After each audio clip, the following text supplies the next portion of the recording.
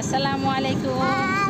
আমরা চলে আসছিলাম দুর্গাপুর বাজারে জারামণিকে নিয়ে। এই তো মেডিকেলে, তাই না? জারামণি, তোমার কাছকে কি ডাক্তারে লাগা দিছে? হ্যাঁ, একটু লাগা দেয়নি? জোরে বলো, লাগা দেয়নি। আর জারামণি লাগা দেয়নি। আচ্ছা, এমন সুন্দর ডাক্তারের কাছে লেগে গেছে, একটু জারামণি লাগা দেয়নি। আমার জুয়েল ভাইয়ের কাছে লেগে গেছিল মেডিকেলে। আমার জারামণির ঠোঁট দেখেন আপনারা কি অবস্থা। হ্যাঁ, করো, দেখাও। সবাই দোয়া করবেন আমার ছাওয়ালের জন্যে। এই ডাক্তারের কাছ থেকে নিয়ে যাচ্ছি, আজল নিয়ে আসা না লাগে, তাই না মা? বলো, সবাই দোয়া করবেন আমার জন্যে। বলো বলো, বলে দাও।